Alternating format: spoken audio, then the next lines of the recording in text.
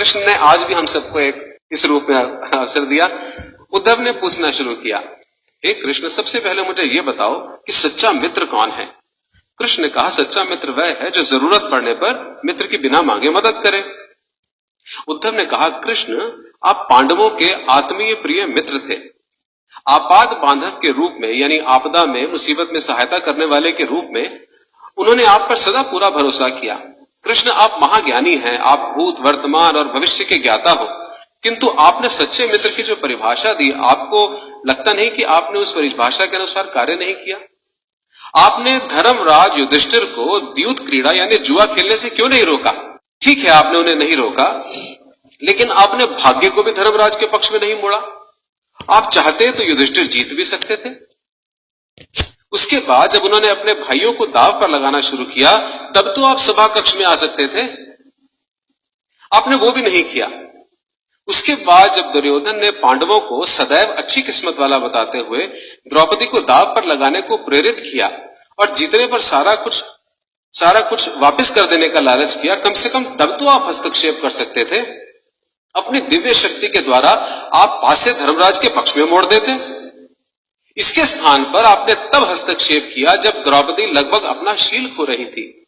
तब आपने उसे वस्त्र देकर द्रौपदी के शील को बचाने का दावा किया। लेकिन आप ये दावा भी कैसे कर सकते हैं कृष्ण? उसे एक आदमी घसीटकर हॉल में लाता है और इतने सारे लोगों के सामने निर्वस्त्र करने के लिए छोड़ देता है। ऐसे में एक महिला का शील क्या बचा? आपने क्या बचाया कृष्ण? अगर आपने संकट के समय में अपनों की मदद नहीं की तो आपको आपाद बांधव कैसे कहा जा सकता है? आपने संकट के समय में मदद नहीं की तो क्या फायदा? क्या यही धर्म है?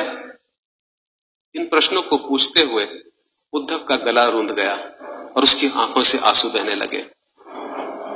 हंसते हुए भगवान कृष्ण बोले, प्रिय उद्धव, ये सृष्टि का नियम है कि विवेकवान ही जीतता है। उस समय दुर्योधन के पास विवेक था, इसलिए वो जीता, धर्मराज के पास नहीं था। यही कारण था कि धर्मराज पराजित हुए। उद्धव हैरान हुआ और उद्धव को हैरान देखकर कृष्ण आगे बोले, दुर्योधन के पास जुआ खेलने के लिए पैसा और धन तो बहुत था, लेकिन उसके पास 500 का खेल उसे नहीं खेलना आता था। इसलिए उसने अपने मामा शकुनी को द्यूत क्रीड़ा के लिए प्रयोग किया, जुए के लिए उपयोग किया। यही विवेक है। धर्मराज भी इसी प्रकार सोच सकते थे और अपने चचेरे भाई से पेशकश कर सकते थे कि उनकी तरफ से मैं खेलूंगा। जरा सोच कर देखो, अगर शकुनी और मैं खेलते तो कौन जीतता? पासे के अंक उसके अनुसार आते या मेरे अनुसार आते? चलो इस बात को जाने दो, उन्होंने मुझे खेल में शामिल नहीं किया, इस बात के लिए उन्हें माफ किया जा सकता है। लेकिन उन्होंने विवेक शून्यता से एक और बड़ी गलती की। उन्होंने मुझे प्रार्थना में बांध लिया। उन्होंने मुझसे प्रार्थना की कि मैं तब तक सभा कक्ष में ना आऊं जब तक मुझे बुलाया ना जाए, क्योंकि वे अपने दुर्भाग्य का खेल मुझसे छुपकर खेलना चाहते थे। वे नहीं चाहते थे कि मुझे पता चले कि वो जुआ खेल रहे हैं। इस प्रकार उन्होंने मुझे अपनी प्रार्थना में बांध लिया। मुझे सभा कक्ष में जाने की अनुमति नहीं थी। इसके बाद भी मैं कक्ष के बाहर खड़ा हुआ इंतजार कर रहा था कि कब कोई मुझे बुलाए और मैं अंदर जाऊं। भीम, अर्जुन, नकुल, सहदेव सब मुझे भूल गए और केवल अपने भाग्य को और दुर्योधन को कोसते रहे। अपने भाई के आदेश पर जब दुशासन द्रौपदी के बाल पकड़कर घसीटता हुआ सभा कक्ष में लाया, वो भी अपने सामर्थ्य के अनुसार जूझती रही। उसने भी मुझे याद नहीं किया। उसकी बुद्धि तब जागृत हुई जब दुशासन ने उसे निर्वस्त्र करना प्रारंभ किया। तब उसने स्वयं पर निर्भरता त्याग कर, छोड़कर हरि हरि अभयम कृष्ण की गुहार लगाई। तब और जैसे ही मुझे पुकारा गया, मैं अविलंब वहां पहुंच गया।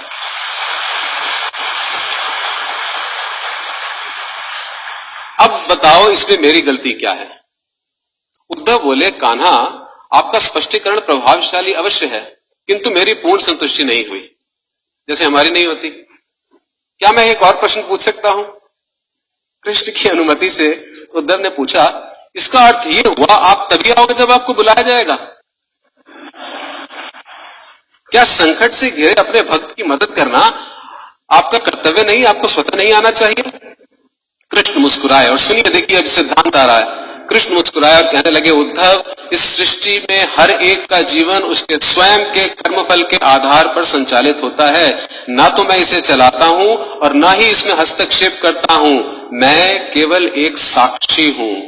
मैं सदैव तुम्हारे नजदीक रहकर जो हो रहा है उसे देखता हूं। यही ईश्वर का धर्म है। वाह वाह, बड़ा अच्छा कृष्ण, बहुत अच्छा। इसका अर्थ यह हुआ कि आप हमारे नजदीक खड़े होकर हमारे सभी दुष्कर्मों का निरीक्षण करते रहेंगे, हम पाप पे पाप करते रहेंगे और आप हमें देखते रहेंगे। आप क्या चाहते हैं कि हम भूल करें, पाप की गठरी बांधते रहें और फल भुगतते रहें? ये सब किसने कहा? उद्धव ने। कृष्ण बोले, उद्धव, तुम शब्दों के गहरे अर्थ को समझो। जब तुम समझकर अनुभव कर लोगे कि मैं तुम्हारे नजदीक साक्षी के रूप में हर पल हूं, तो क्या तुम कुछ भी गलत कर पाओगे?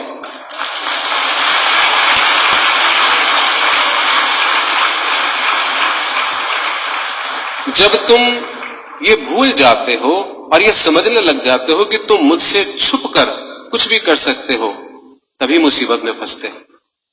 धर्मराज का ये अज्ञान था कि उसने माना कि वो मेरी जानकारी के बिना जुआ खेल सकता है। अगर उसने ये समझ लिया होता कि मैं प्रत्येक के साथ हर समय साक्षी के रूप में उपस्थित हूं, तो खेल का कुछ और रूप होता। भक्ति से अभिभूत उद्धव मंत्र मुग्ध हो गए और बोले, प्रभु, कितना गहरा दर्शन आपने दिया, कितना महान सत्य है। प्रार्थना, पूजा पाठ तो और ईश्वर को अपनी मदद के लिए बुलाना, ये हमारी भावना और विश्वास है। जैसे ही हम ये विश्वास करना शुरू करते हैं कि ईश्वर के बिना पत्ता भी नहीं हिल सकता, हमें साक्षी के रूप में उनकी उपस्थिति महसूस होने लग जाती है। गड़बड़ केवल तभी होती है जब हम इसे भूलकर दुनियादारी में डूब जाते हैं।